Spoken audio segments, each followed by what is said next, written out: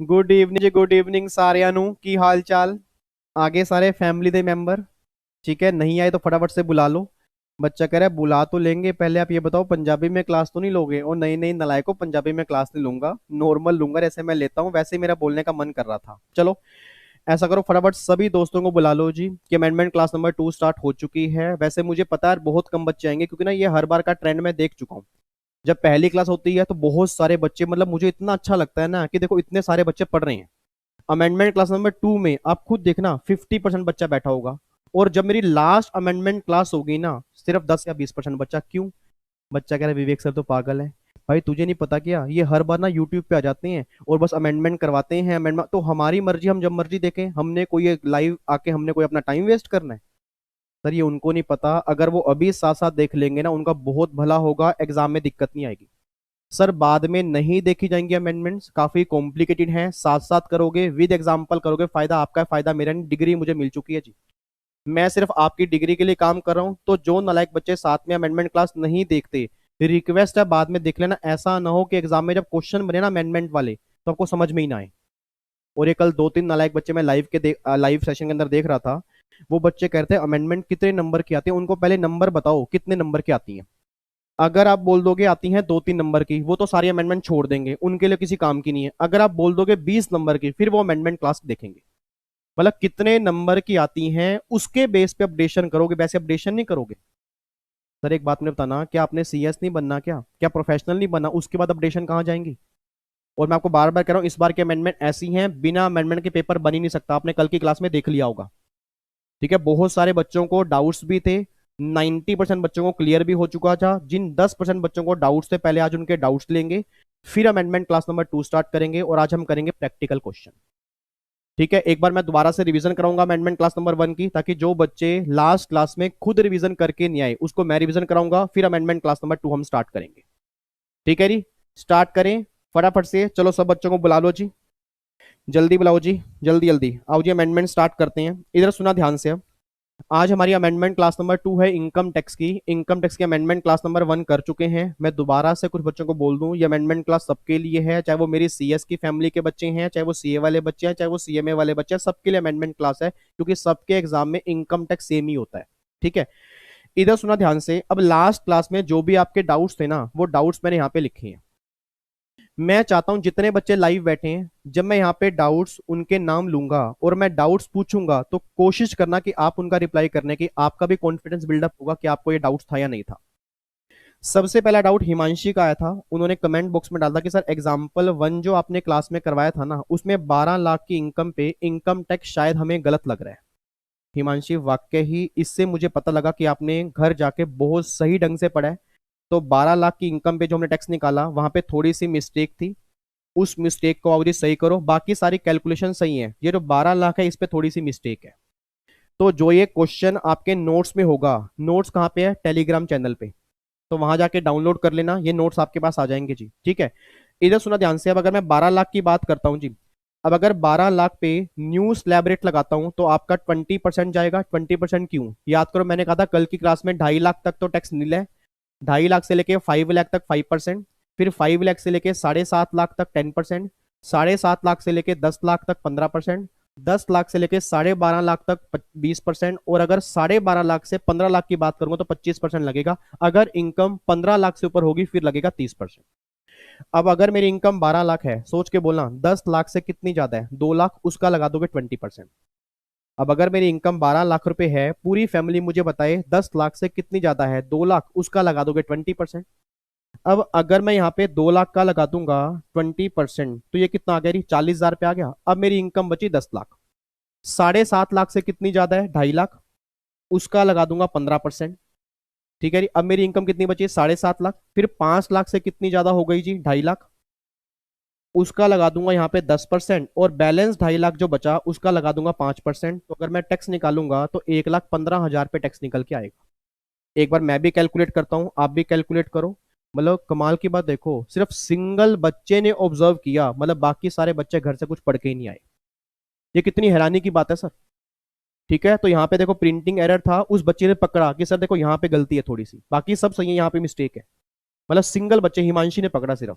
हिमांशी बहुत बढ़िया, it mean अब मुझे लग रहा है कि आपने घर से अच्छे से रिवीजन की थी। एक बार अब यहाँ पे चेक करना जी, 2 लाख का 20%, उसके बाद 2.5 लाख का 15%, फिर उसके बाद 2.5 लाख का 10%, फिर 2.5 लाख का 5%, तो ये आएगा 1,15,000। तो यहाँ पे टैक्स आएगा 1,15,000। तो जहाँ पे 1,25,000 था उसको 1,15,000 कर लेना, ये रेक्टिफिकेशन कर लेना। अब अगर मैं ओल्ड स्लैब रेट यूज करता हूँ, अगर मैं यहाँ पे ओल्ड स्लैब रेट यूज करता हूँ तो 12 लाख इनकम है, तो 10 लाख से कितनी ज्यादा है, 2 लाख, उसका 30% लगेगा 60,000, और प्लस में 1,12,500, 1,72,500 आंसर आएगा। तो यहाँ पे 1,87,500 की जगह 1,72,500 कर लेना चाहिए, और जो इंक्रीमेंट होगा वो होगा 57,500। इतना बेनिफिट होगा अगर मैं नए स्लैब रेट यूज करता हूँ। ठीक है, तो हिमांशी ने जो डाउट पूछा था। अच्छा एक बात ध्यान रखना, जो बच्चे आज पहली बार क्लास देख रहे हैं, अमेंडमेंट क्लास नंबर 2, बिना बात के डिसलाइक करके मत भाग जाना, उन्हें समझ में नहीं आएगी। पहले अमेंडमेंट क्लास नंबर 1 प्लीज देख लेना, क्योंकि फायदा नहीं होगा, आपको मेरे ऊपर गुस्सा आएगा। मैं नहीं चाहता कि आप मुझे बिना बात की बद्दुआ दो सर, क्योंकि मैंने अमेंडमेंट क्लास नंबर 1 पे काफी मेहनत की है, 2 पे भी काफी मेहनत कर रहा हूँ। तो पहले 1 देखना, फिर आप 2 पे आना जी। ठीक है, तो यहाँ पे एक बार चेक करना। अब यहाँ पे एक 15 आ गया जी, यहाँ 172,500 आ गया, 57,500 का ये इंक्रीमेंट आएगा। ये आपने आंसर रेक्टिफाई करना है, बाकी सब कुछ सही है जी। ठीक है, तो ये पहला डाउट था। उम्मीद करता हूँ हिमांशी आपका डाउट क्लियर हो गया होगा। ठीक है जी, उसके बाद फिर अगर मैं डाउट नंबर 2 की बात करता हूँ, डाउट नंबर 2 था राजेश का। राजेश ने मुझसे डाउट जब ये पूछा कमेंट बॉक्स में, तो मैं हैरान हो गया कि डाउट आया भी कैसे। राजेश का डाउट ये था कि सर बेसिक एग्जम्पशन लिमिट क्या है न्यू स्कीम के अंदर। राजेश एक बात मुझे बताओ, मैंने कल भी कई बार बोला कि बेसिक एग्जम्पशन लिमिट जो है ना वो 2.5 लाख रुपए की है। चाहे आप रेजिडेंट हो चाहे नॉन रेजिडेंट हो, आपकी एज कुछ भी है, हर केस में 2.5 लाख की लिमिट मिलेगी। 3 लाख और 5 लाख वाला स्लैब रेट जो है वो न्यू स्कीम में एप्लीकेबल नहीं है। तो आपके एग्जाम में अगर क्वेश्चन बनता है कि भैया जो न्यू स्कीम है उसमें बेसिक एग्जम्पशन लिमिट कितनी है, चाहे वो इंडिविजुअल किसी भी कैटेगरी में कवर होता हो, हर केस में लिमिट आपकी 2.5 लाख होगी। बस एक बात ध्यान देना। ठीक है, तो राजेश आपका आंसर आएगा 2.5 लाख। तो आपने मुझे कमेंट बॉक्स में आंसर पूछा था, तो मैंने आपको आंसर दे दिया 2.5 लाख। में भी किसी और बच्चे का भी डाउट होगा, वो भी सोल्व हो चुका होगा। अगला डाउट था जी, राजेंद्र का डाउट था। राजेंद्र ने पूछा कि sir why we are multiplying 5%, 10%, 15%, हम ये मल्टीप्लाई क्यों कर रहे हैं।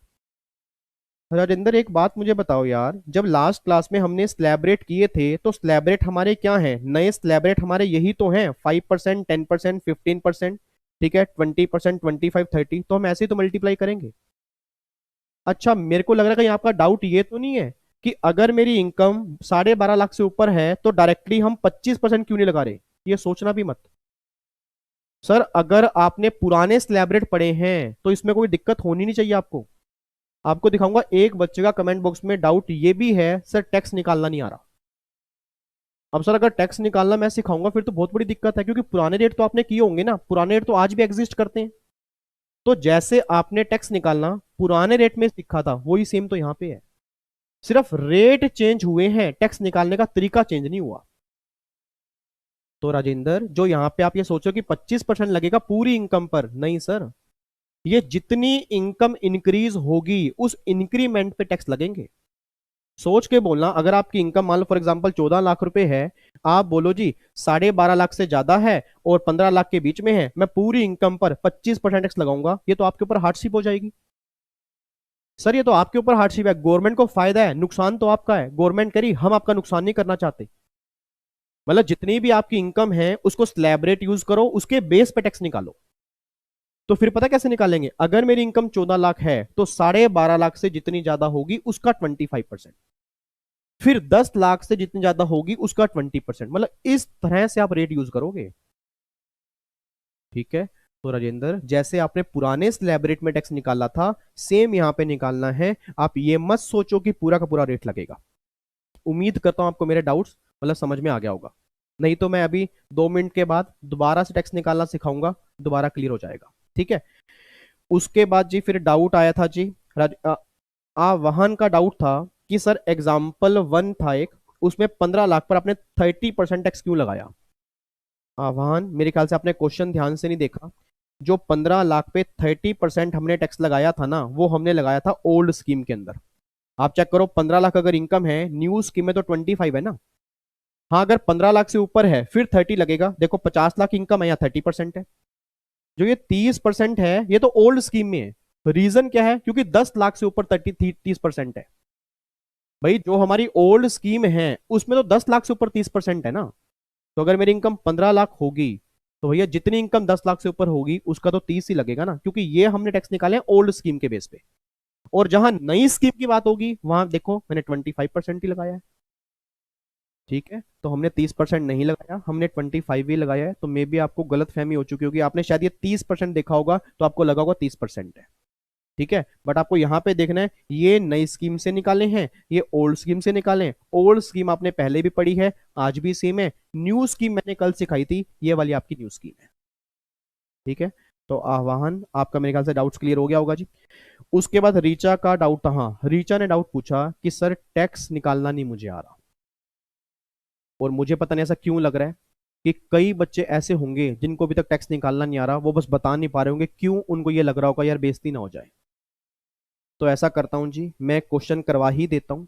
ठीक है, सिर्फ 2 मिनट लगेंगे। अब जिन बच्चों को लग रहा है कि डाउट्स लेके टाइम वेस्ट कर रहे हैं तो अपना वो 2 मिनट रेस्ट कर लें, बट 2 मिनट के बाद जरूर अटेंड करने आ जाएं, क्योंकि फिर हमारे नए कॉन्सेप्ट स्टार्ट हो जाएंगे।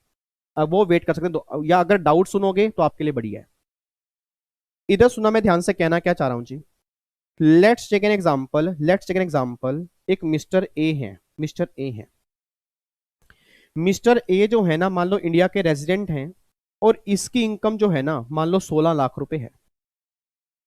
सर इसकी एज कितनी है? मैं कह रहा हूं एज कितनी भी हो, चाहे 60 साल से कम हो, चाहे 80 साल से कम हो, चाहे उससे ऊपर हो, मैटर नहीं करता, क्योंकि नई स्कीमें रेट सब केस में सेम है। मान लो इसकी एज कितनी भी है, मैटर वो नहीं करता।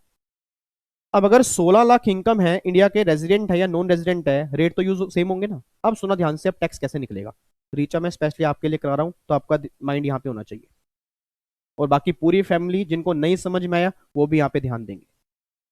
मेरा पूरी क्लास से क्वेश्चन है, जब कल की क्लास में हमने नए रेट किए थे, तो नए रेट में क्या था जी, 2.5 लाख तक नील है, 2.5 लाख से लेके 5 लाख तक 5%। अगर इनकम 5 लाख से ऊपर है, 7.5 लाख तक है 10%। 7.5 लाख से ऊपर है, 10 लाख तक है 15%।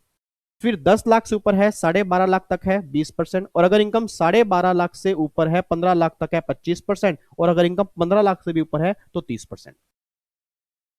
मेरा पूरी फैमिली से क्वेश्चन है, नलायक, सोने के लिए नहीं आप यहां पे आए। बच्चा क्लास जैसे मैं लोरी सुना रहा हूं सीधे होके बैठो, सोच समझ के मुझे आंसर देना। सर अगर मेरी इनकम 16 लाख रुपए है तो 15 लाख से कितनी ज्यादा है, सोच के बताना। सर अगर मेरी इनकम 16 लाख रुपए है तो 15 लाख से कितनी ज्यादा है, 1 लाख हो गया ना। तो गवर्नमेंट ने कहा था जितनी इनकम 15 लाख से ज्यादा होगी ना, उस इनकम पे लगेगा 30%। पहली बात तो इसमें कोई डाउट नहीं है। भाई जितनी भी इनकम 15 लाख से ज्यादा होगी उस इनकम पे लगेगा 30%। तो भैया 15 से ऊपर मेरी 1 लाख है, पहले तो क्या करो, 1 लाख का 30% लगा दो। लो जी ये आ गया 30%। अब 16 लाख में से आप 1 लाख माइनस कर दो, अब रह गए 15 लाख, क्योंकि 1 लाख पे तो टैक्स लगा दिया, 1 लाख पे लगा दिया 30%, ये क्लियर हो गया। अब मेरे हाथ में 15 लाख रुपए हैं, पूरी क्लास यहां पे ध्यान देगी जी, इधर देखो ध्यान से। मेरे हाथ में 15 लाख रुपए हैं। जब मेरे हाथ में 15 लाख रुपए हैं तो मैंने इस 15 लाख से पूछा, मैंने कहा ए 15 लाख, ओह सॉरी पेन ही गिर गया, 2 मिनट रुकना, नाराज हो गया पेन। बच्चा कहता है सर आपने पेन को मारा क्यों? मैंने मारा नहीं नालायक, मैं इसे पूछ रहा था पेन चल तो रहा है ना, हाँ चलो चल रहा है ना, हाँ चल रहा है, सॉरी पेन। अब प्लीज ध्यान सुन रही, मैंने इससे पूछा, यार मैं इससे नहीं पूछ रहा, मैं ना इससे पूछूंगा, इससे पूछूंगा। मेरे हाथ में 15 लाख रुपए हैं क्योंकि 1 लाख पे टैक्स लग गया। मैंने इससे पूछा, मैं कहा ए 15 लाख, एक बात बता, तू 12.5 लाख से कितने ज्यादा है। मैंने 15 लाख से क्वेश्चन पूछा कि तू 12.5 लाख से कितने ज्यादा है। उसने कहा क्यों बताऊं? मैंने कहा क्योंकि जितने 12.5 लाख से ऊपर होंगे उस पे लगेगा 25%। अब 15 लाख ने बोला कि भाई अगर मैं 15 लाख हूं तो 12.5 लाख से कितने ज्यादा हूं, 2.5 लाख ही तो हो गया, तो 2.5 लाख पे लगा दोगे 25%। लो जी, अब फिर मेरे हाथ में 12.5 लाख है, क्योंकि 2.5 लाख पे लग गया, अब 12.5 लाख है। फिर मैंने 12.5 से पूछा 10 लाख से कितने ज्यादा है। मैंने फिर 12.5 लाख से पूछा कि 10 लाख से कितने ज्यादा है। उसने कहा भैया वो भी 2.5 लाख। अब उस पे लगा दोगे 20%, अब रह गए 10 लाख। फिर मैंने पूछा 7.5 से कितने ज्यादा है, कह रहा 2.5 लाख हूं, उस पे लगा दोगे 15%। फिर मेरे हाथ में 7.5 रह गए, मैंने बोला 5 लाख से कितने ज्यादा है, कह रहा 2.5 लाख, उस पे लगा दोगे 10%। अब रह गए 5 लाख, मैंने कहा 2.5 लाख से कितने ज्यादा है, कह रहा वो भी 2.5 लाख है, उस पे लगा दोगे 5%। सर बताओ टैक्स क्या है इसके अंदर, ये गिरा हुआ क्वेश्चन है।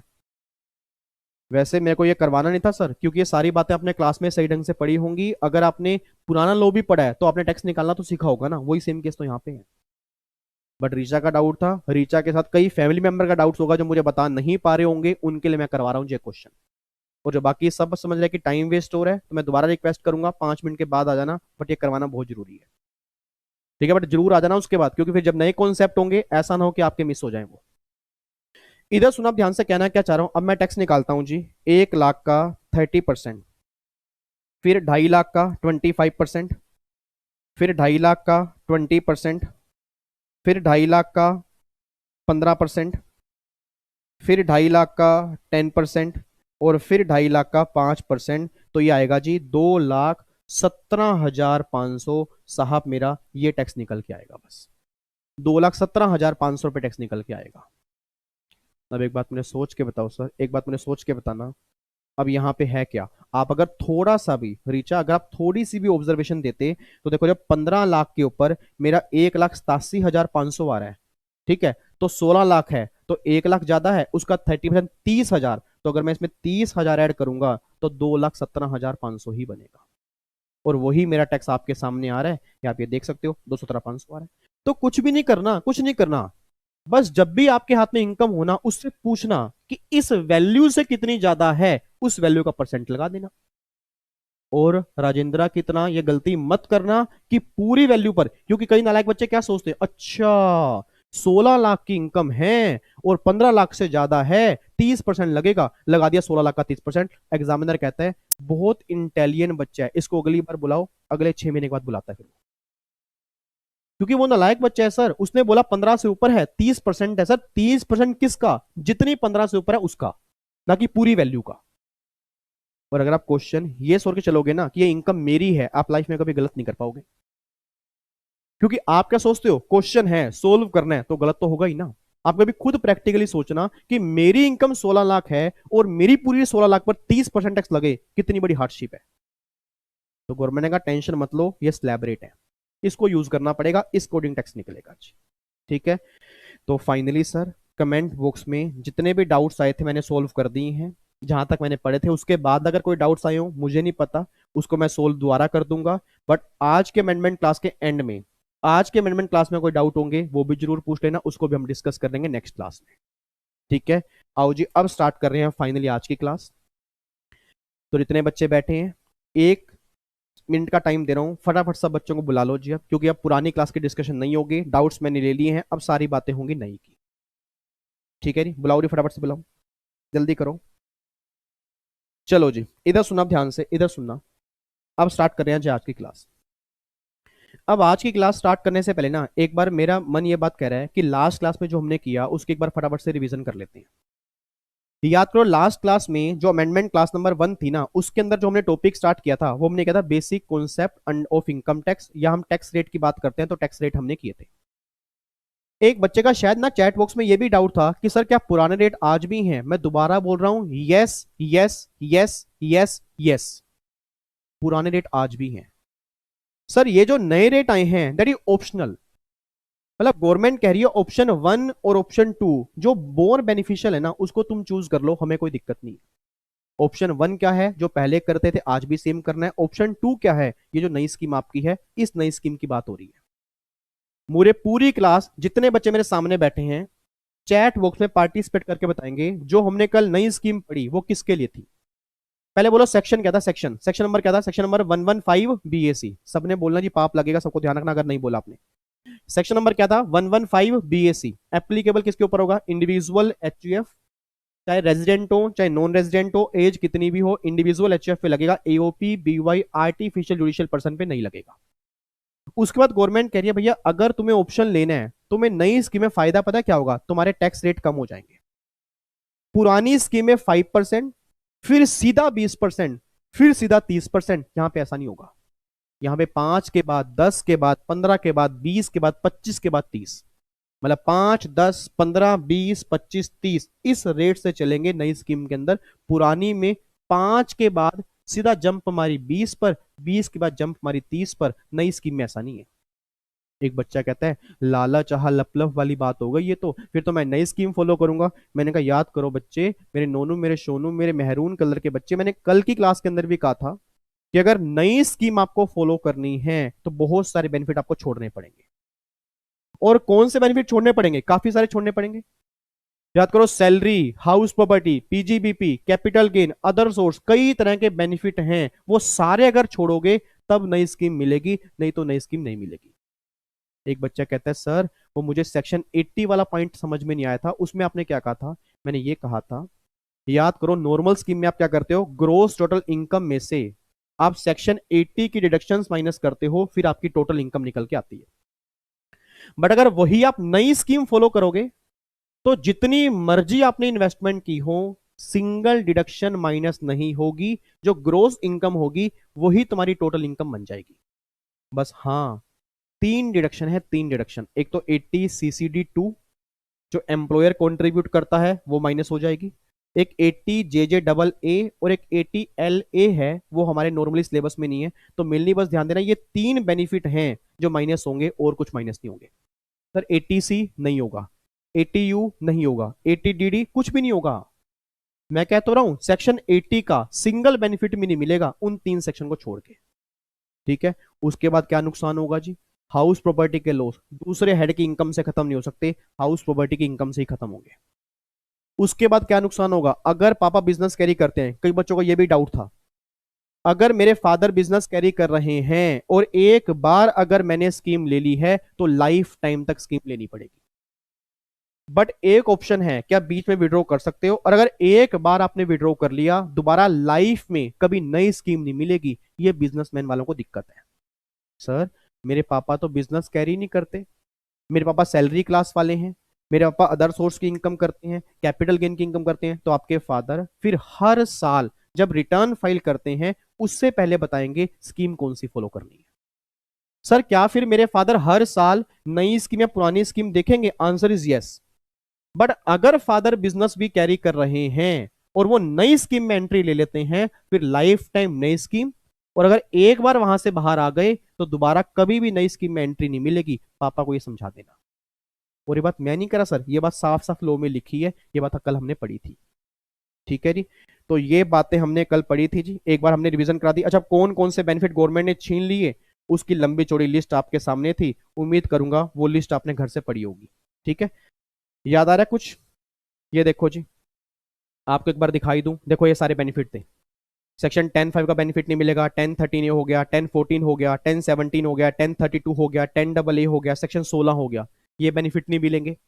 उसके बाद जी सेक्शन 24B इंटरेस्ट वाला, एडिशनल डेप्रिसिएशन, इन्वेस्टमेंट अलाउंस हो गया, 33AB हो गया, साइंटिफिक रिसर्च वाला हो गया, वो 14 बिजनेस, 35AD वाले हो गया, एग्रीकल्चर एक्सटेंशन, फैमिली पेंशन जो मिलती है उसकी डिडक्शंस हो गया, और सेक्शन 80 की डिडक्शंस हो गया। आपको ये सिंगल बेनिफिट में नहीं मिलेगा अगर फादर नई स्कीम लेना चाहते हैं।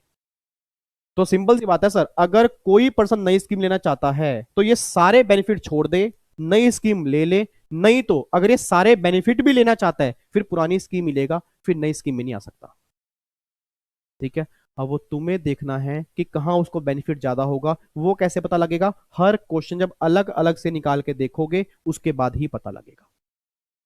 सर एग्जाम में क्वेश्चन किस तरह से बनेंगे, एक एग्जाम्पल तो मैंने आपको दिखाई ही दिया था, मैं एक बार दोबारा दिखा देता हूं। ये आपका है जी एग्जाम्पल, ये देखो जी, इस एग्जाम्पल को एक बार दोबारा देख लो जी। एग्जाम्पल सेम इस तरह से बनेगा, सेम इस तरह से बनेगा। उसने बोला था 8 लाख रुपए सैलरी की इनकम है, फिर HRA का बेनिफिट है, ठीक है, फिर LTC का बेनिफिट है, और उसने कंट्रीब्यूट किया एम्प्लॉय प्रोविडेंट फंड में। ये सारी बातें उसने बोली है। अब सिंपल सी बात है जी, अगर मेरे पापा कहते हैं मैं पुरानी स्कीम लूंगा जो चल रही है वही स्कीम लूंगा, तो पापा को सैलरी में से स्टैंडर्ड डिडक्शन मिलेगी, 80C का बेनिफिट मिलेगा, HRA मिलेगा, लीव ट्रेवल अलाउंस मिलेगा, सब कुछ मिलेगा क्योंकि पापा पुरानी स्कीम फॉलो कर रहे हैं।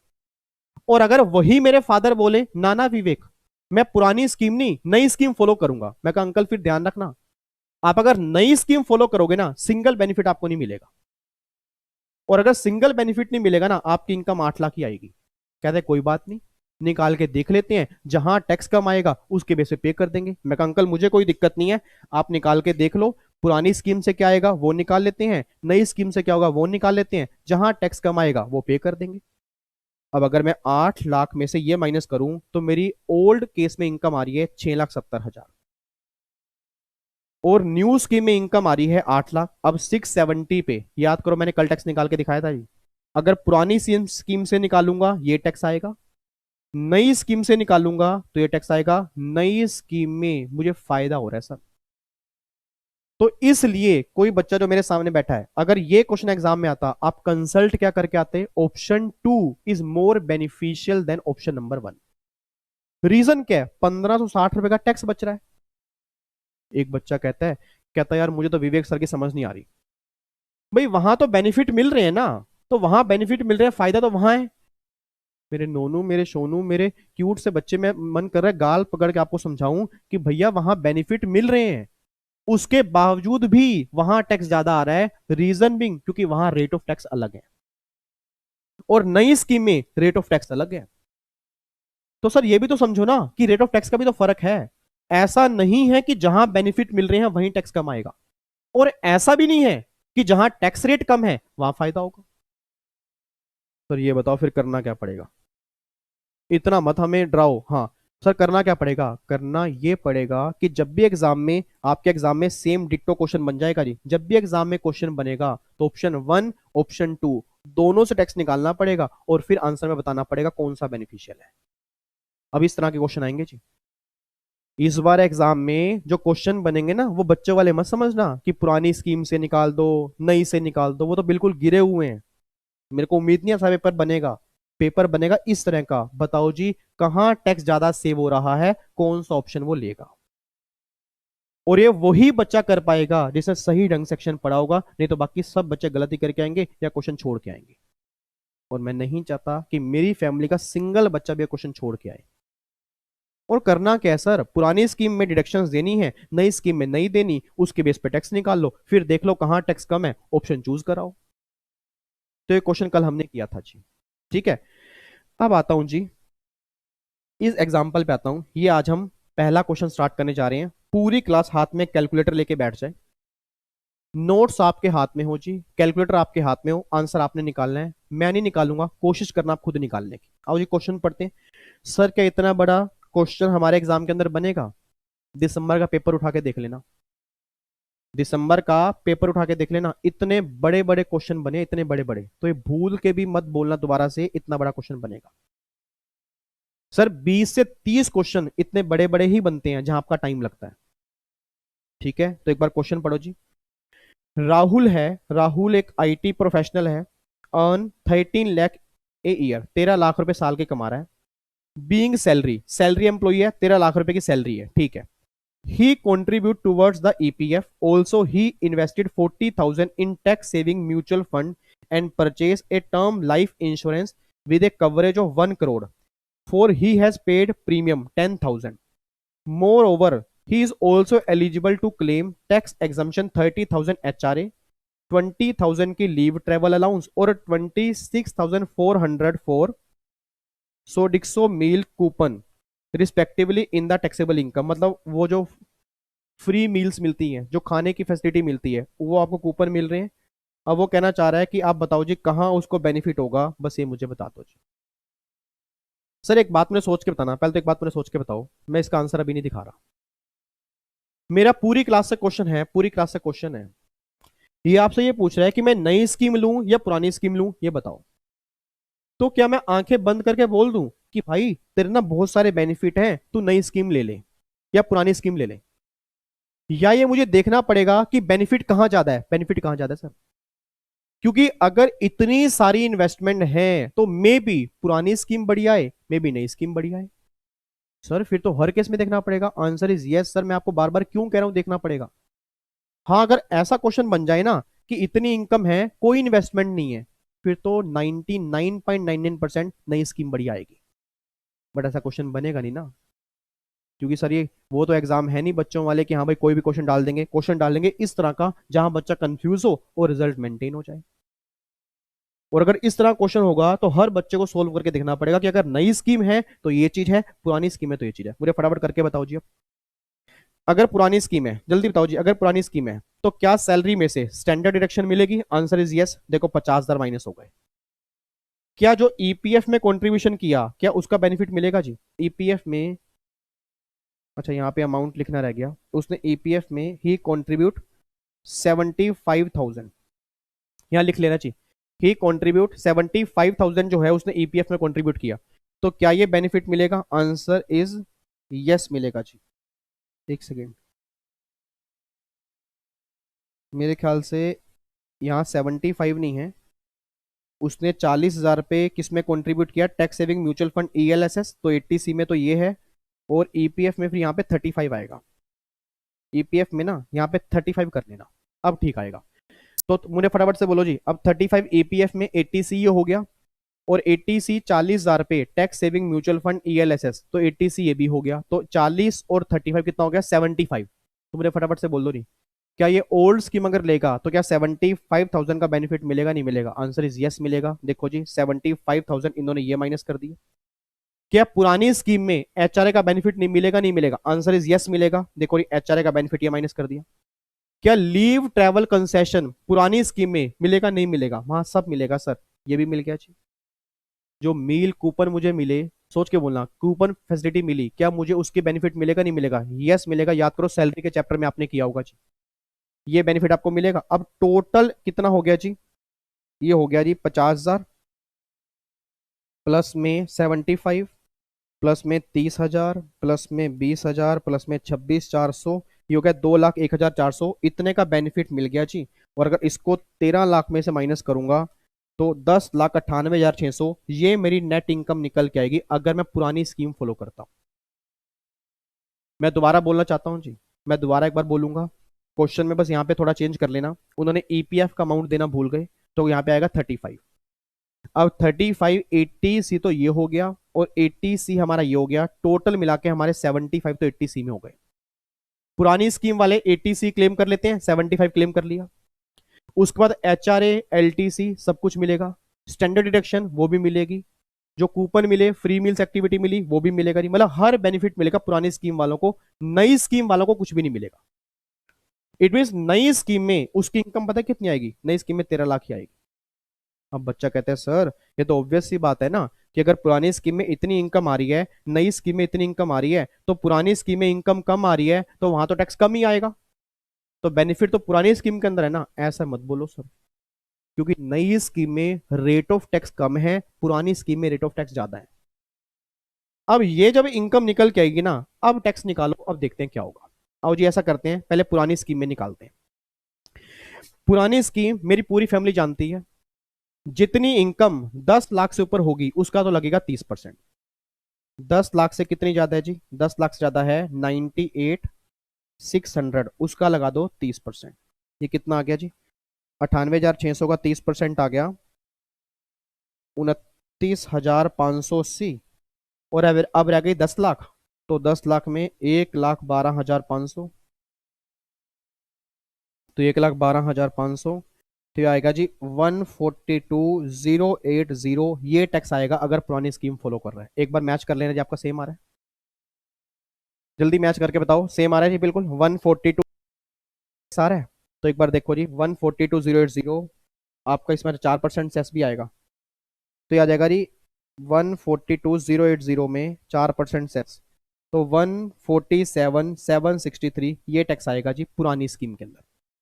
अब आ जाओ नई स्कीम में। नई स्कीम में देखते हैं, इनकम 13 लाख है, हाँ जी, इनकम 13 लाख है, पुरानी स्कीम की इनकम से ज्यादा है, बट फिर भी टैक्स कम आ सकता है। रीजन भी क्योंकि वहां टैक्स रेट कम है।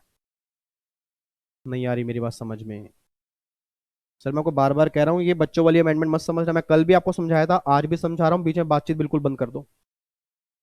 अगर आप ये समझ रहे हो कि रटके समझ में आ जाएगी और आसान लगेगी, मुझे कोई दिक्कत नहीं है सर।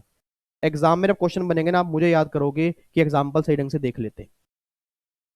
और जो प्रैक्टिकल क्वेश्चन जो बच्चे दिसंबर में एग्जाम दे चुके हैं, उनकी तो आंखें थोड़ी खुल चुकी होंगी। जब इतने बड़े बड़े क्वेश्चन आते हैं तो एग्जाम में दिक्कत होती है, क्यों? वो घर से सोल्व करके नहीं जाते, और जब मैं क्वेश्चन करवा रहा हूं बच्चा करने को तैयार नहीं है। ये देखो बच्चे आपस में बातें कर रहे हैं अभी भी। इधर देखो ध्यान से, इधर देखो, इधर इधर, हाँ इधर सुना, मैं ध्यान से कहना क्या चाह रहा हूं, इधर देखो। तो पुरानी स्कीम में इनकम कम है, टैक्स मेरा आ गया इतना। अब कई बच्चों के दिमाग में क्या है, नई स्कीम में इनकम ज्यादा है टैक्स ज्यादा आएगा, ये जरूरी नहीं है, क्योंकि वहां रेट ऑफ टैक्स कम है। निकालते हैं जी। इनकम 13 लाख है, सोच समझ के बोलना, अगर इनकम 13 लाख है तो माइंड में इमेजिनेशन लेके चलो।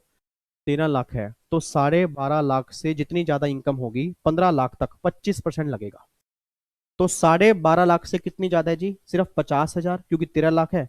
तो ऐसा करते हैं 50,000 पे तो लगा दिया 25%। अब रह गए 12.5 लाख, क्योंकि 50,000 पे तो लगा दिया, अब 12.5 लाख रह गए।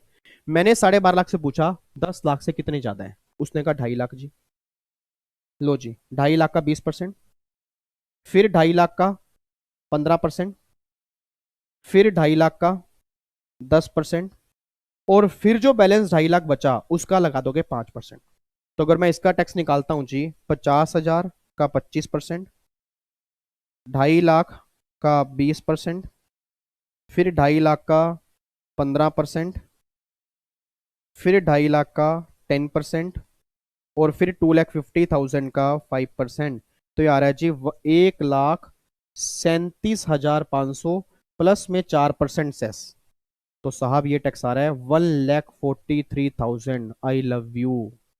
कहते हैं ना 1,143 को कई नालायक बच्चे तो बोलते हैं आई लव यू, तो टैक्स आ रहा है I love you 1,000। I love you 1,000 time. सच्ची मैं आपसे करता हूँ, अपने बच्चों से करता हूँ, आई लव यू 1,000 टाइम, देखो वही टैक्स आ गया 143। अब कमाल की बात देखो री, ये सब बच्चे, जो नालायक बच्चे, ये सोच के बैठे थे कि जहां इनकम कम है वहां टैक्स भी कम आएगा। आप चेक कर लो सर, ऐसा उल्टा हो गया। उल्टा हो गया सर, उल्टा हो गया। क्योंकि पुरानी स्कीम में इनकम कम थी, 10,98,600, टैक्स था ज्यादा। वहां पे टैक्स कितना आ रहा था जी, सेस लगाने के बाद मेरे ख्याल से 147 इतना आ रहा था। नई स्कीम में इनकम ज्यादा है, टैक्स कम आ रहा है 143। अब तुम्हारे हवाले वतन साथियों, नई स्कीम बढ़िया है, पुरानी स्कीम बढ़िया है। नई स्कीम बढ़िया है तो अगर ये क्वेश्चन एग्जाम के अंदर बनता तो हम कह के आते जो option 2 is more beneficial than option number 1। तो हम जो क्लाइंट को कंसल्ट करेंगे वो ऑप्शन 2 कंसल्ट करेंगे, ऑप्शन 1 हम कंसल्ट नहीं करेंगे भैया। तो ऑप्शन 2 ले ले, ऑप्शन 1 मत ले। सर क्या ये पर्सन फिर अगले साल ऑप्शन चूज कर सकता है? यस, क्योंकि सैलरी क्लास पर्सन है ना सर, ये बिजनेस वाला थोड़ा है, ये तो सैलरी क्लास है। वो दिक्कत तो बिजनेसमैन को है ना कि अगर एक बार ले लिया तो जिंदगी के साथ भी जिंदगी के बाद भी लेना पड़ेगा, और अगर एक बार छोड़ दिया बीच में तो फिर कभी नहीं मिलेगा। वो बिजनेसमैन के लिए, ये क्वेश्चन सैलरी वालों का है, और सैलरी वाले हर साल ऑप्शन चूज कर सकते हैं, बस ये पर ध्यान देना। बात समझ में आ रही है जी?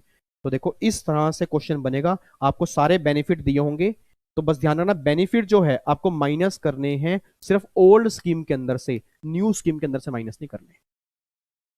ठीक है, तो आप देख लो आंसर यहाँ पे। As you can see in this case new system जो है बढ़िया है, इतना टैक्स आपका बच रहा है, इसलिए ऑप्शन 2 न्यू टैक्स रीजन जो है वो बेनिफिशियल है एसएससी के लिए। इस तरह से क्वेश्चन होगा जी। बच्चा कहता है सर, मैंने कहा हाँ, कहता आप हमें एक क्वेश्चन दे दोगे, और कसम है आपको अगर आपने आंसर दिखाया पाप लगेगा सर आपको। देखो अब आपको पाप लगेगा, पक्का खुद करके दिखाओगे? झूठ मत बोलना, चैट बॉक्स में फटाफट लिख के बताओ कि अगर मैं क्वेश्चन देता हूँ कौन से बच्चे ऐसे हैं जो कोशिश करेंगे खुद सोल्व। कोशिश करो सर, मैं आंसर बता दूंगा बट आप पहले कोशिश करोगे। लिख के बताओ कौन कौन है जी। लो जी, कई बच्चे कह रहे हैं सर हम करने की कोशिश करेंगे, कई बच्चे कह रहे हैं चल भाई सेशन बंद कर चलते हैं, हमारा क्या है क्वेश्चन बाद में देख लेंगे जब सर करवा देंगे, हमें तो सर के कराए हुए देखने हैं। चलो जी, अब जो ऐसा कह रहे हैं उनको तो मैं क्या देखूं। ये लो जी, ये क्वेश्चन है जी, क्वेश्चन नंबर 4 आपके सामने, अगर आपको यहाँ पे दिख रहा हो, सिद्धार्थ के नाम से है। क्वेश्चन पढ़ देता हूं, आंसर आप निकालना चाहिए। क्वेश्चन पढ़ देता हूं साथ में। Siddharth who earn 20 lakh annually, 20 lakh रुपए साल की कमाता है, he avail the full 1.5 lakh limit of section 80C, मतलब पूरी 1.5 लाख रुपए की लिमिट वो अवेल करता है through a contribution of EPF ELSS mutual fund beside. इसके अलावा he brought health insurance for which he paid premium 25,000 that he claimed as tax deduction 80D, also to save more tax from his salary he made additional investment 30,000 in NPS. NPS में contribute करता है। Similar to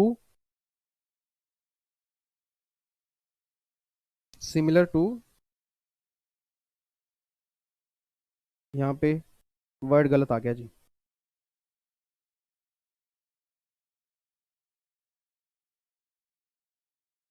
ये word काट देना यहाँ पे। हाँ जी। आगे उसने फिर लिखा है जी, he also claim a L T A 25,000, LTC claim कर रहा है 25,000 विच इज टैक्स एग्जम्प्टेड, जो टैक्स एग्जम्प्टेड है। वो कहना चाह रहा है जी मुझे बताओ ऐसी कौन सी टैक्स रिजीम है, कौन सी रिजीम लूं जहां मेरा टैक्स कम आए। सर अगर आपने आंसर ये निकाल दिया ना, आज मेरा दिल बहुत खुश होगा। मतलब मेरे को ये लगेगा कि आज जो मैंने अमेंडमेंट क्लास लगाई है ना आज की, सिर्फ प्रैक्टिकल क्वेश्चंस के ऊपर, मैं सफल हो गया।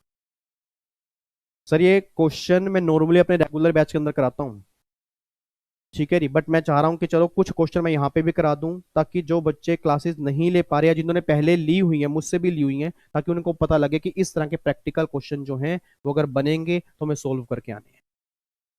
ठीक है जी, देखो जी फटाफट से आंसर निकालो। मैं भी निकालता हूँ, आप भी निकालो, मैं भी निकाल रहा हूँ जी। सिद्धार्थ सिद्धार्थ मेरे पास आया।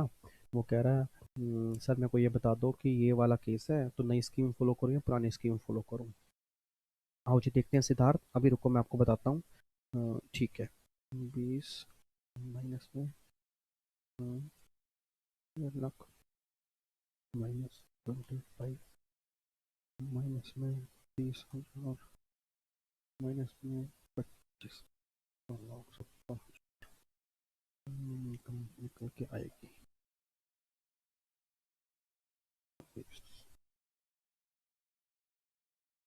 जल्दी करो जी फटाफट से।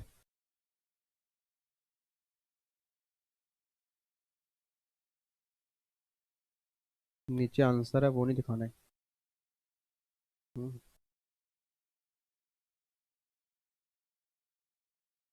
आंसर तो नहीं देख लिया कहीं एकदम ऊपर हो गया था। बच्चा कह रहे हैं नहीं नहीं सर हम ऐसे आंसर नहीं देखते, हम अच्छे बच्चे हैं। बहुत अच्छी बात है फिर तो।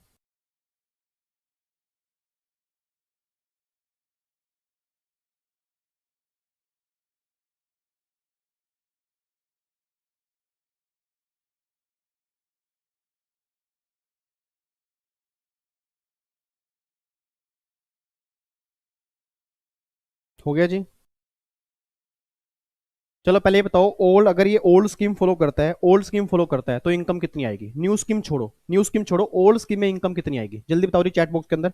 अगर ये ओल्ड स्कीम फॉलो कर रहा है तो उसकी इनकम कितनी आएगी ओल्ड स्कीम के अंदर। लो जी एक बार चेक करना, आपने आपने आंसर ऐसे ही निकाला है। एक तो 50,000 रुपये स्टैंडर्ड डिडक्शन माइनस की है, 1.5 लाख रुपए एटीसी माइनस किया, HRA 50,000, HRA है इसमें।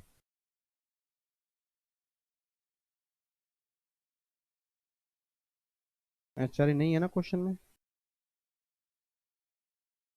HRA कहाँ से आ गया फिर यहाँ पे। HRA यहाँ से हटाओ जी।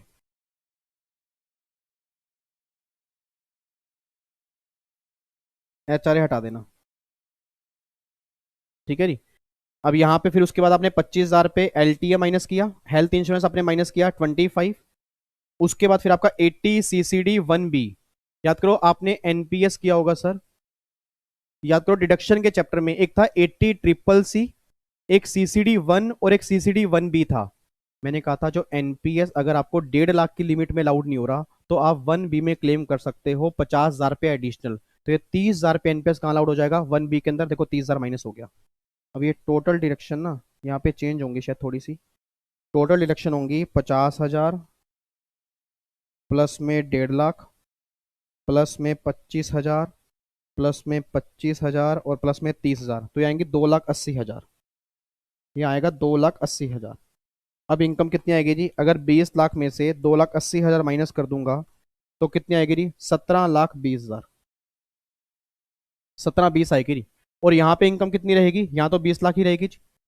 यहाँ तो पूरी 20 लाख रहेगी। रीजन बिंग क्या है, क्योंकि यहाँ कोई भी डिडक्शन नहीं मिलेगी। अब चेक करना, यहाँ पे इनकम ज्यादा है, यहाँ इनकम कम है, बट दोनों में टैक्स के रेट अलग अलग हैं, इसलिए दोनों का टैक्स निकालना पड़ेगा। आओ जी पहले ऐसा करते हैं, पुरानी स्कीम में टैक्स कितना आएगा वो निकालते हैं। अब अगर इनकम 17,20,000 है, अगर इनकम 17,20,000 है, 10 लाख से कितनी ज्यादा है जी? 7,20,000। इसका 30%, 7,20,000 का 30% कितना आ गया जी? 2,16,000। और फिर में 1,12,500, क्योंकि 10 लाख पे तो कितना आएगा? 1,12,500 आएगा, आप सबने निकाला हुआ है। अगर मैं यहां पे ऐड कर दूंगा तो आएगा 3,28,500। ये निकल के आ गया। इसमें अगर 4% सेस जोड़ दूंगा आएगा 341,640। ये टैक्स निकल के आएगा जी। इट मीन अगर किसी पर्सन की इनकम ओल्ड स्कीम में, सेम क्वेश्चन में 17,20,000 है, उस पे टैक्स आएगा जी 341,640। अब अगर यही नई स्कीम में निकालूं, नई स्कीम में निकालते हैं जी, नई स्कीम में इनकम है 20 लाख। नई स्कीम में इनकम कितनी है जी? 20 लाख है। 15 लाख से कितनी ज्यादा है? बोल दो यार।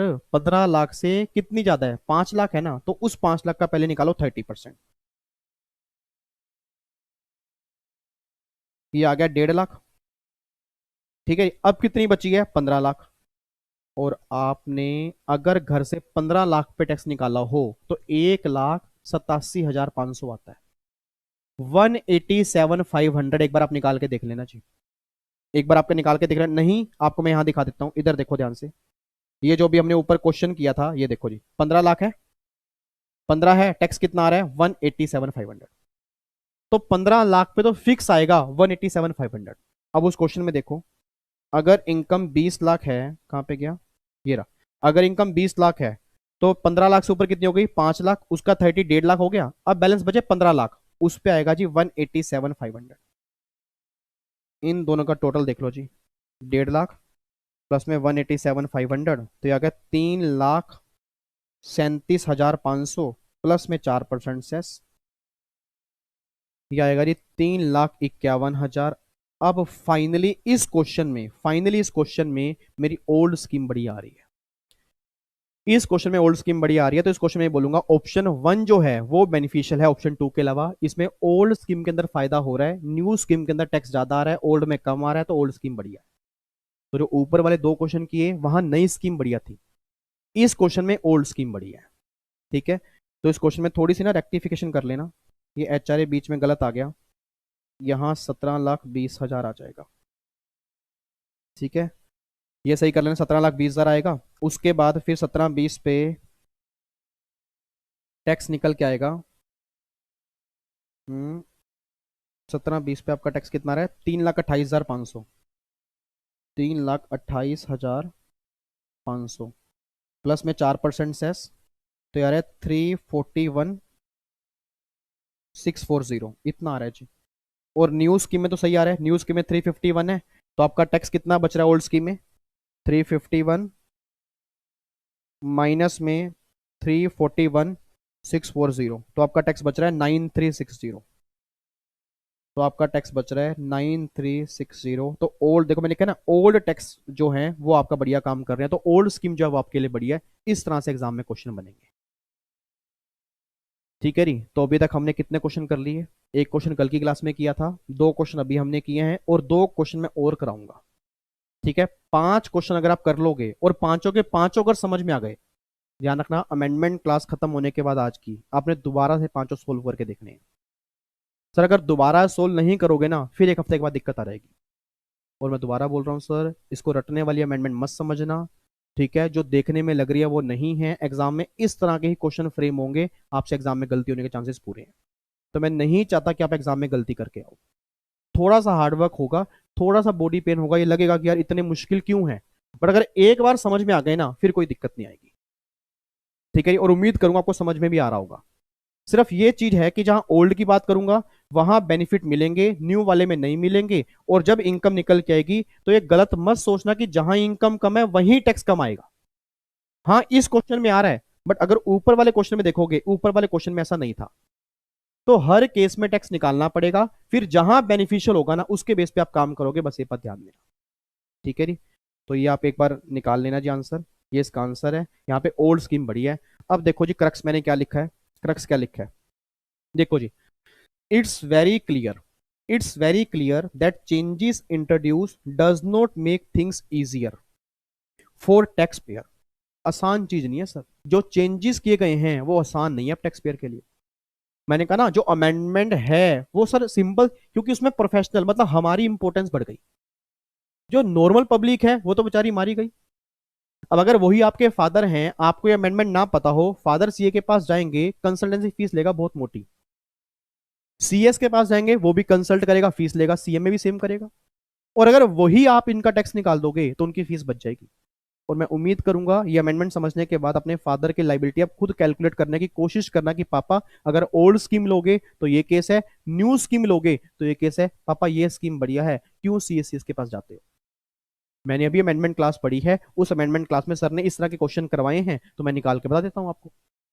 अब देखना पापा कितना खुश होंगे, कम से कम अमेंडमेंट तो समझ में आई, रटने वाली बात तो नहीं है। नहीं तो कई बच्चे बस ये रट के बैठ गए, नए रेट आ गए, उनको ये नहीं पता नए रेट आ गए हैं बट किस तरह से कैलकुलेशन होगी। ठीक है जी, देखो यहाँ पे one shall choose the regime which is most beneficial for him. New regime will do good to someone who is not intending to invest any money in any tax saving। वही मैंने कहा था ना कि अगर कोई टैक्स सेविंग नहीं है, अगर कोई इन्वेस्टमेंट नहीं है, फिर नई स्कीम बढ़िया है, बट जहां इन्वेस्टमेंट है ना वहां फिर देखना पड़ेगा स्कीम कौन सी बढ़िया है, क्योंकि नई स्कीम में बेनिफिट नहीं मिलते, पुरानी के अंदर मिलते हैं। और अगर कोई इन्वेस्टमेंट आपकी नहीं है फिर तो नई स्कीम में ही कम आएगा, बट अगर इन्वेस्टमेंट है और काफी सारी हैं फिर सिलेक्ट करना पड़ेगा ऑप्शन 1 या 2 जो आपके लिए बेनिफिशियल है। ठीक है, अब इसके साथ ना मैं 2 क्वेश्चन आपको दे रहा हूं जी, और मैं उम्मीद करता हूं वो दोनों क्वेश्चन आप मुझे सोल्व करके दिखाओगे अभी के अभी। ये लो जी, ये क्वेश्चन है जी आपके सामने, जल्दी। क्वेश्चन नंबर 1 आपके सामने है, क्वेश्चन नंबर 2 आपके सामने है। ये 2 क्वेश्चन, पहले क्वेश्चन नंबर 1 का आंसर मुझे बताओ जी, जल्दी करो, क्वेश्चन नंबर 1 का आंसर मुझे बताओ। कौन सा ऑप्शन लेना है जी, आप मुझे बताओगे। मैं आपको बोल रहा हूं जी, ग्रोस टोटल इनकम 7 लाख है, ग्रोस टोटल इनकम 7 लाख है, डिडक्शन 80C की 1.5 लाख है, 80D की डिडक्शन 20,000 है, 80E की डिडक्शन 30,000 है। कौन सा ऑप्शन इस पर्सन को लेना होगा ये बता दो। बच्चा कह रहा है एज तो दी नहीं, अगर एज नहीं दी, क्लास के अंदर भी कई बार पढ़ा है, लेस देन 60 मान के चलोगे आप। ठीक है, फटाफट बताओ जी, अगर ये क्लाइंट आपके पास आ गया तो मेरी फैमिली अब इतनी अमेंडमेंट देखने के बाद उसे क्या कंसल्ट करेगी, सही कंसल्ट करेगी या गलत कंसल्ट करेगी, अभी पता लग जाएगा आंसर से आपके। और ध्यान रखना, मैं लाइव चैट पढ़ूंगा जी सबकी, मैं लाइव चैट सबकी पढ़ूंगा और फिर उन बच्चों को बाइफर्केट करूंगा जो गलत आंसर दे रहे हैं, उनके फिर नाम लेके यहाँ बुलाऊंगा कि देखो ये बच्चे गलत आंसर दे रहे थे। ठीक है, जल्दी करो जी फटाफट से।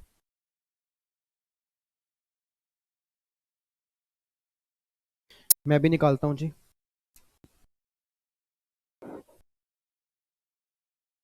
तो यहाँ पे लिख देता हूँ ओल्ड रिजिम और यहाँ पे लिख देता हूँ न्यू। भाई ओल्ड और न्यू में कितनी कितनी इनकम आएगी, पहले तो वो निकालते हैं कि ओल्ड के अंदर कितनी इनकम आएगी और न्यू के अंदर कितनी आएगी।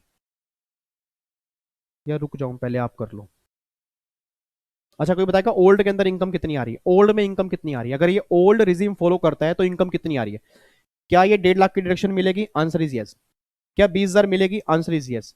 क्या 80E मिलेगा, आंसर इज यस। तो 2 लाख की डिडक्शन मिल गई, तो ओल्ड में इनकम आ गई जी उसकी 5 लाख, 5 लाख की इनकम आ गई। न्यू में कितनी इनकम आएगी, न्यू में सिंगल डिडक्शन भी माइनस नहीं होगी, यहां हो गया क्रॉस, और ये इनकम आएगी 7 लाख। अब मेरी पूरी क्लास समझदार है, पूरे विश्व के महाज्ञानी मेरे सामने बैठे हैं, अगर वो ऑब्जर्व कर पाए, अगर इनकम 5 लाख है, अगर इनकम 5 लाख है ओल्ड स्कीम में, चेक करो सर 12,500 रुपए टैक्स आएगा, 12,500 की ही रिबेट मिल जाएगी, टैक्स आ जाएगा नील। सर 5 लाख तक अगर इनकम होती है, याद करो 12,500 की रिबेट मिलती है, तो जितना टैक्स आया उतने की रिबेट मिल गई, ओल्ड स्कीम में टैक्स आ गया नील। और अगर वही नई स्कीम की बात करूंगा, नई स्कीम के अंदर इनकम 7 लाख है, रिबेट नहीं मिलेगी। तो आप कुछ समझदार हो, कुछ समझदार हो, यहां जब 7 लाख है तो भैया टैक्स तो निकलेगा। तो बेनिफिशियल कौन सा है, साफ साफ दिख रहा है ऑप्शन 1 बेनिफिशियल है, पुरानी स्कीम वाला। सर बट एक बार नई स्कीम में टैक्स तो निकाल के बता दो ना। हाँ निकाल लो, 5 लाख से कितने ज्यादा हैं, 2 लाख, तो 5 लाख से लेके 7.5 लाख तक हम करते हैं 10%, तो 2 लाख का 10%, और अब रह गए 5 लाख, तो उससे ज्यादा हो गए 2.5 लाख, उसका 5%, तो ये 12,500, और ये हो गया 20,000 पे, तो कितना हो गया 32,500, प्लस में 4% सेस जोड़ोगे तो ऑब्वियस सी बात है ज्यादा ही आएगा, नील से तो ऊपर ही आएगा। तो ऑप्शन 1 बेनिफिशियल है। अब यहाँ बच्चा गलती पता क्या करता है, वहां या 12,500 में ना रिबेट माइनस करना भूल जाता है। तो सर ऐसे भी क्वेश्चन बनेंगे कंफ्यूज करने के लिए।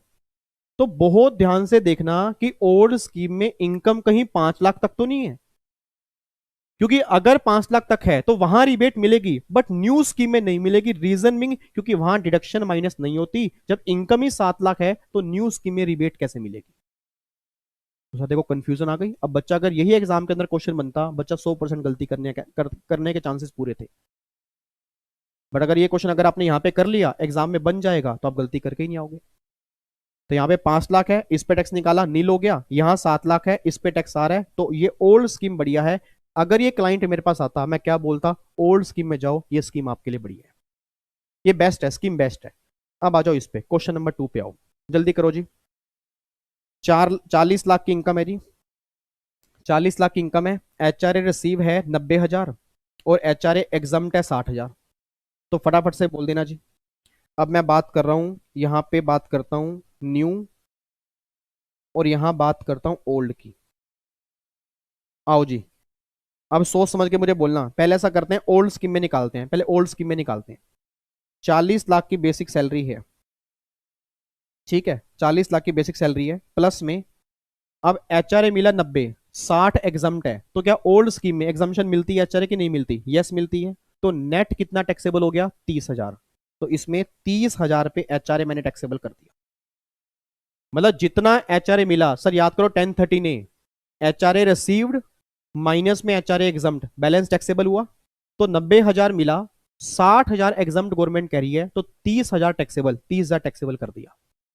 अगला देखो जी, एल टी सी 1,95,000 की टोटल है, एग्जम्पशन निकल के आ रही है 185। तो वैसे 195 की है, एग्जम्पशन है 185, तो 10,000 पे टैक्सेबल। तो यहाँ पे 10,000 पे टैक्सेबल हो गया। ठीक है जी। अब यहाँ पे देख लो जी, अब यहाँ पे ये हो गया जी 40 लाख, प्लस में 30,000 और प्लस में 10,000, तो ये आ गया 40,40,000। इधर ध्यान देना जी। कई बच्चे कह रहे हैं सर ये पॉइंट समझ में नहीं आ रहा, इसलिए नहीं आ रहा कि मेरी बातों को ध्यान सुन नहीं रहे। ठीक है, और कई बच्चे चैट बॉक्स में बेकार की बातें करते हैं, उनसे विनती है प्लीज बच्चों को पढ़ने दें।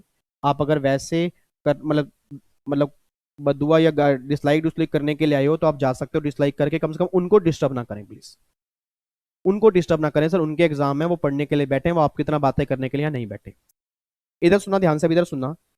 मैं दोबारा बोल रहा हूँ कैसे हो रहा है। 40 लाख है। अब इमेजिन करना, मान लो नई स्कीम है ही नहीं, मान लो नई स्कीम है ही नहीं, नई स्कीम को छोड़ दो। दिसंबर तक आपने पढ़ा है जी, दिसंबर तक आपने लो पढ़ा हुआ है, दिसंबर के लो की बात करते हैं। याद करो सैलरी के चैप्टर में हम क्या करते थे? एच आर ए एग्जाम था, कितना सारा? नहीं, H R A received minus में लीस्ट ऑफ द फॉलोइंग। तो उन्होंने निकाल के दे दिया कि लीस्ट आ रहा है 60,000, तो 90 मिला, 60 एग्जाम है, 30,000 टैक्सेबल, मैंने 30,000 ऐड कर दिया। एलटीसी टोटल है 195, गवर्नमेंट करी एग्जाम है 185, तो टैक्सेबल कितना हो गया? 10,000, 10,000 टैक्सेबल कर दिया। उसके बाद ये आ गया 40,40,000, माइनस में करूंगा standard deduction 50,000। Sir section 16 standard deduction 50,000, minus में एनपीएस कॉन्ट्रीब्यूशन, तो ये मिलेगा डिडक्शन 80 सीसीडी के अंदर मिल जाएगी 50,000। अब ये निकल के आ गया जी 40 में से 1 लाख माइनस हो गया, तो 39,40,000 रुपए की इनकम आ गई अगर मैं ओल्ड स्कीम फॉलो करता हूं। बच्चा कहता है सर, मैंने कहा हाँ। कहता सर अगर आप नई स्कीम फॉलो करो तो क्या होगा? भैया नई स्कीम फॉलो करूंगा तो 40 लाख तो ये इनकम है, मुझे कोई एचआरए की एग्जम्पशन नहीं मिलेगी। मतलब जितना एचआरए मिला, जितना एचआरए मिला फुली टैक्सेबल हो गया। नई स्कीम में नुकसान है, नई स्कीम में नुकसान है, जितना एचआरए मिला फुली टैक्सेबल, क्योंकि एग्जम्पशन तो है ही नहीं। याद करो सर, नई स्कीम लेना चाहते हो तो बहुत सारे बेनिफिट छोड़ने पड़ेंगे। कौन से? 1013A एचआरए छोड़ना पड़ेगा। मतलब जो मुझे मिला फुली टैक्सेबल है, कुछ एग्जाम्प्ट नहीं होगा। तो मैंने पूरा 90,000 ऐड कर दिया। ऐसे मुझे एलटीसी का कोई बेनिफिट नहीं मिलेगा, लिखा था ना एलटीसी का बेनिफिट नहीं मिलेगा, छोड़ना पड़ेगा। तो मतलब 1,95,000 ये भी पूरा टैक्सेबल हो गया। उसके बाद जी, अब अगर मैं इनको ऐड करता हूं तो 40 लाख प्लस में 90,000 और प्लस में 195, तो ये हो गया 42,85,000। बच्चा कहता है सर वो माइनस कर दो ना, स्टैंडर्ड डिडक्शन माइनस कर दो ना, कर दूं या नहीं होंगी? नहीं होंगी सर। वो माइनस कर दो ना, एनपीएस कंट्रीब्यूशन सेक्शन 80 सी की डिडक्शन माइनस कर दो, 80 सीसीडी की माइनस कर दो, नहीं होगी ना। सेक्शन 18 माइनस होगा ना, सेक्शन 16 स्टैंडर्ड डिडक्शन माइनस होगा। तो इनकम आ गई जी 42,85,000। अब टैक्स निकाल लो। अगर मैं नई स्कीम में हूं 42,85 इनकम है, पुरानी स्कीम में हूं 39,40 है, आप टैक्स निकाल लो जी। आओ जी निकाल के देखते हैं। अब अगर ओल्ड स्कीम की बात करता हूं तो 39,40 है, 10 लाख से कितनी ज्यादा है? 39,40,000 में से अगर 10 लाख गए, 29,40,000। 10 लाख से ज्यादा वाली इनकम का 30% प्लस में 1,12,500, तो ये आएगा 9,94,500 प्लस में 4% सेस। तो ये आ गया जी 10,34,280, ये टैक्स आएगा जी। ये ओल्ड स्कीम में आएगा, अगर आप निकाल के देखोगे ओल्ड स्कीम में इतना आएगा। अब बात करो नई स्कीम की। 42,85,000 इनकम है तो 15 लाख से कितनी ज्यादा है? 42,85,000 इनकम है तो 15 लाख से कितनी ज्यादा है जी? 15 लाख से ज्यादा है 27,85,000। इतनी ज्यादा है, इसका लगा लो 30%, क्योंकि 15 लाख से जो इनकम ऊपर होगी उसका 30% लगेगा, तो इसका 30%। ये हो गया जी 8,35,500 प्लस में 15 लाख पर कितना आता है? 1,87,500। इनका टोटल करूंगा, ये आएगा 10,23,000 प्लस में 4%। तो अगर प्लस में 4% करूंगा तो आएगा जी 10,63,920 रुपए। लॉजिक क्लियर हो गया कि भाई साहब पुरानी स्कीम यूज कर लो, पुरानी स्कीम में टैक्स कम आ रहा है। अगर ये क्लाइंट मेरे पास आता ना जी, अगर ये क्लाइंट मेरे पास आता, पुरानी स्कीम फॉलो कर लो, पुरानी स्कीम में टैक्स कम आ रहा है। बच्चा कहता है सर ये फिर हमें निकालना किस तरह से होगा, मतलब प्रेजेंट किस तरह से करेंगे? टेबल फॉर्म में आप टेबल बनाओगे, old regime new regime, old regime में डिडक्शंस माइनस करोगे, न्यू में माइनस नहीं करोगे, ठीक है। उसके बाद इनकम आ जाएगी, उसके बेस पे टैक्स निकाल लो। ऑप्शन 1 ऑप्शन 2 बता दो कौन सा बढ़िया है? सर एक बच्चा कहता है, देखो सामने बच्चा है, कहता है सर ये समझ नहीं आ रहा, ये प्लीज दोबारा समझा दो ना, ये आपने HRA 90,000 क्यों ऐड किया और ये 195 क्यों ऐड किया और ओल्ड स्कीम में क्यों नहीं किया? मेरे मिक्स कलर के बच्चे, मैंने इसलिए ऐड किया। एक बात मुझे बताओ, कल की अमेंडमेंट क्लास देखी है? झूठ मत बोलना, देखी है? उसके अंदर मैंने क्या कहा था? नई स्कीम वालों को HRA का बेनिफिट नहीं मिलता, नई स्कीम वालों को LTC का बेनिफिट नहीं मिलता। आपने गलत तो नहीं समझ लिया कि नई स्कीम वालों को HRA नहीं मिलता? मैंने ये नहीं कहा था। मैंने कहा था जितना HRA मिला उसमें एग्जम्पशन नहीं मिलती, मतलब फुली टैक्सेबल। मैंने ये बिल्कुल भी नहीं कहा कि नई स्कीम वालों को LTC नहीं मिलता। LTC मिलता है बट एग्जम्पशन नहीं मिलती, फुली टैक्सेबल। तो सर ये अपने दिमाग में ना थोड़ा सा, ये मैं मान के चल रहा हूं कि दिसंबर में आपने सैलरी का चैप्टर अच्छे से पढ़ा हुआ है, जो रेगुलर बैच वाले बच्चे होंगे, और आपने कहीं से भी लिया होगा, वहां से आपने जरूर पढ़ा होगा सर। तो ये बात ध्यान देना, ये मैंने ऐड इसलिए किया क्योंकि जो मिलेगा फुली टैक्सेबल होगा, क्योंकि गवर्नमेंट ने मना कर दिया न्यू स्कीम वालों को बेनिफिट नहीं मिलते, एग्जाम्शन मिलनी नहीं है। तो अगर एग्जाम्शन ही नहीं मिलनी तो फुली टैक्सेबल होगा ना। बट पुरानी स्कीम में जितना मिला उसमें से एग्जाम्शन माइनस करके बैलेंस टैक्सेबल। तो मैंने इसलिए पुरानी स्कीम में 30,000 और 10,000, फिर स्टैंडर्ड डिडक्शन, फिर सेक्शन 80 CCD मैंने माइनस करने के बाद इनकम निकाली, देन टैक्स निकाला। तो पुरानी स्कीम में टैक्स कम आ रहा है, नई में थोड़ा ज्यादा है, तो भैया पुरानी स्कीम बेनिफिशियल है इस क्वेश्चन के अंदर। तो इस तरह से एग्जाम में क्वेश्चन बनेंगे। तो 5 क्वेश्चन हमने कर लिए जी, और ये पांचों ही दोबारा मैं आपको होमवर्क दे रहा हूं। अब ये चैट बॉक्स में मत लिखना कि ये समझ में नहीं आया, पांचों दोबारा से जब वीडियो अपलोड होगी पीछे करके थोड़ी दोबारा सुन लेना। पांचों क्वेश्चन दोबारा से आपने फिर करने हैं बिना आंसर देखे, और जहां समझ में नहीं आ रहा कमेंट बॉक्स में लिख देना कि सर इस क्वेश्चन में दिक्कत आ रही है। मैं नेक्स्ट क्लास में दोबारा समझाऊंगा, बट मुझे नहीं लगता किसी को भी दिक्कत आ रही होगी। उम्मीद करता हूं आपको समझ में आ रहा होगा। ठीक है, ये पांचों क्वेश्चन है जी। बात समझ में आ रही है?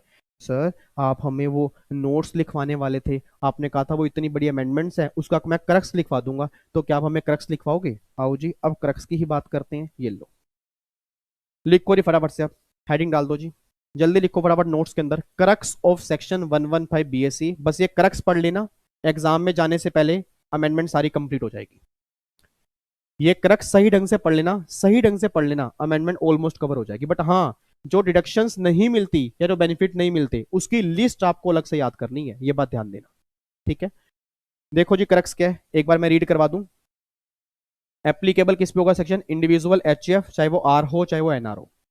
स्लैब रेट 3 लाख और 5 लाख अवेलेबल नहीं है। If assessee opt for section, मतलब अगर वो नई स्कीम फॉलो करता है तो 3 और 5 लाख का एप्लीकेबल नहीं होता, उसके ऊपर सिर्फ 2.5 लाख का लिमिट मिलती है। चैप्टर 6 से डिडक्शन नहीं मिलती, सिर्फ 80 सीसीडी 2, 80 जेजे डबल ए और 80 एल ए, सिर्फ ये बेनिफिट मिलते हैं और नहीं मिलते। हाउस प्रॉपर्टी का लॉस हाउस प्रॉपर्टी की इनकम से खत्म होगा। याद करो मैंने कहा था एएमटी आपके ऊपर एप्लीकेबल नहीं होगा। अगर एएमटी के कोई क्रेडिट बचे हैं, जिन बच्चों ने एएमटी किया होगा उनको ये पता होगा, नहीं किया वो छोड़ दें। याद करो एएमटी क्रेडिट होते हैं, अगर वो बचे हुए हैं और आप नई स्कीम ले लेते हो वो लैप्स हो जाएंगे, खत्म हो जाएंगे, बेकार हो जाएंगे। रिबेट आपको मिलेगी जी, सरचार्ज आपके सेम होंगे जैसे पहले थे, एमआरबी सेम होगा, कोई दिक्कत नहीं। Special rate of tax applicable होंगे, स्पेशल इनकम मतलब long term capital gain, short term capital gain पर वही रेट लगेंगे जो आप पहले लगाते थे।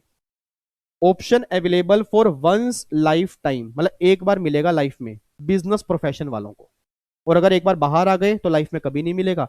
और अगर बिजनेस के अलावा दूसरे कोई मतलब और कोई काम कर रहे हो तो उस केस में हर साल फिर आपको बताना पड़ेगा कि मुझे ये ऑप्शन लेना है या नहीं लेना, ठीक है। तो ये 10 पॉइंट मैंने क्रक्स के रूप में निकाले हैं, उम्मीद करूंगा आपको समझ में आएंगे। लिखो जी फटाफट से।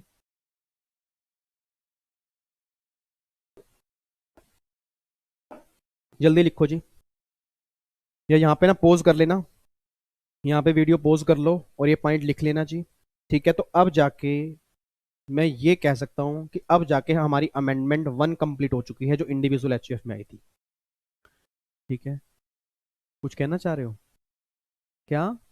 बच्चा कह रहा सर वो अमेंडमेंट एक और भी तो आई है, कोऑपरेटिव सोसाइटी के टैक्स रेट चेंज हो गए। हाँ हो गए सर, अभी मैंने कब कहा चैप्टर 1 खत्म हो गया, ठीक है। वैसे मैंने कहा था कि 2 अमेंडमेंट क्लास लगेंगी, बट मुझे लग रहा है 3 लगेंगी, कोई दिक्कत नहीं है। बट मैं आज के अमेंडमेंट क्लास में उसको नहीं कराऊंगा क्योंकि मुझे उसके लिए बिल्कुल फ्री माइंड चाहिए, ठीक है। ऐसा ना हो ना कि मैं करवा दूं, आज ही हमने प्रैक्टिकल क्वेश्चन किए हैं, अगले अमेंडमेंट कर दूं, मिक्स हो जाए सब कुछ, ना ना ना ना। आज आपका सिर्फ एक काम है, ये सारी अमेंडमेंट जो आज हमने की है आज और कल में उसको रिवीजन करना, उसके क्वेश्चन सोल्व करना, क्रक्स को ध्यान से पढ़ना, कोई डाउट्स अगर बचा है इस अमेंडमेंट में मुझसे पूछना, ताकि मैं अगली अमेंडमेंट कराने से पहले ना ये श्योर हो जाऊं कि आपको लास्ट अमेंडमेंट समझ में आ गई, ठीक है। नेक्स्ट क्लास में अमेंडमेंट करेंगे कोऑपरेटिव सोसाइटी वाले केस में जो नए टैक्स के रेट आए हैं वो क्या है, ठीक है। बट वो इतने इंपॉर्टेंट नहीं है एग्जाम के लिए, ये ज्यादा इंपॉर्टेंट थे, बट हाँ वो भी हम डिटेल में करेंगे, ये भी हमने डिटेल में किया है। तो नेक्स्ट क्लास में वो कंप्लीट करके तो 3 अमेंडमेंट क्लास हमारी पूरी लगेंगी बेसिक कॉन्सेप्ट के चैप्टर में जो अमेंडमेंट आई है उसके ऊपर। फिर हम करेंगे रेजिडेंशियल स्टेटस हो गया, पीजीपी के एप्लीकेशन, धीरे धीरे हम चलते रहेंगे, ठीक है। बट मैं बीच में 2-3 दिन क्लास नहीं डालूंगा जी, शिवरात्रि की वजह से, क्योंकि मैंने पहले भी कहा था मुझे घर की इजाजत दे दो, मैं फिर आके दोबारा से अमेंडमेंट क्लास डालनी स्टार्ट कर दूंगा। बट जब मैं अमेंडमेंट क्लास नहीं डालूंगा, जो नोट्स आपके पास अमेंडमेंट के हैं उसको ध्यान से पढ़ना, जो अमेंडमेंट मैं करवा चुका हूं उसकी रिवीजन अच्छे से करके चलना, क्योंकि सर अमेंडमेंट छोटी मोटी नहीं है। मैं डरा नहीं रहा पर मैं आपको रियलिटी दिखा रहा हूं, आप खुद देख लो, अगर एग्जाम में ऐसे क्वेश्चन बन गए तो फिर हमें अच्छे सोल्व करके आने पड़ेंगे, ठीक है। और ये मत पूछना कितने नंबर के आएंगे, सर मुझे भी नहीं पता, बट अपडेशन बहुत जरूरी है, इसके बिना कुछ नहीं होगा हमारा, ठीक है। लो जी, ये 10 पॉइंट हो गए जी, अब इसको पोज करके लिख लेना, और बाकी फिर हम मुलाकात करेंगे नेक्स्ट क्लास में। नेक्स्ट अमेंडमेंट क्लास होपफुली कल आपके पास आएगी, उसके बाद हमारा चैप्टर 1 पूरा खत्म हो जाएगा, ठीक है। उम्मीद करूंगा आज जो हमने प्रैक्टिकल क्वेश्चन किए, क्योंकि प्रोविजन हम कल ही कर चुके थे, प्रोविजन समझने के लिए अमेंडमेंट क्लास नंबर 1 देखें, प्रैक्टिकल क्वेश्चन के लिए अमेंडमेंट क्लास नंबर 2 देखें। एक बार दोबारा सोल्व करना, और अगर अच्छी लगे तो लाइक जरूर करके जाना यार, मेरा मोटिवेशन होता है वो, मुझे कॉन्फिडेंस बहुत मिलता है। और अगर कोई इंप्रूवमेंट है जरूर बताना। ये डिसलाइक वाले कुछ बच्चे हैं या पता नहीं कौन है वो मुझे नहीं पता, और वो अपना कर्म बहुत बढ़िया कर रहे हैं, ठीक है जी। क्योंकि सिंपल सी बात है सर, मैं अपनी जान लगा रहा हूँ, अगर उनको ये एफर्ट्स अच्छे नहीं लग रहे तो ये मत सोचना कि मैं रुक जाऊंगा, बल्कि मेरे को और एनर्जी मिलेगी और अच्छे से काम करने की, ठीक है जी। और एक दिन ऐसा आएगा कि आप भी मुझे प्यार करोगे, ठीक है।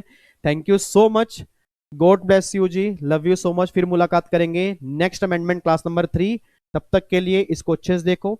हर बच्चे के साथ इसको शेयर करो कि बहुत बढ़िया से अमेंडमेंट देख लें, ताकि बाद में हमें दिक्कत आए। मार्च के पूरे महीने में अमेंडमेंट बहुत बढ़िया कवर करेंगे, ताकि अप्रैल में अच्छे से रिवीजन कर सके।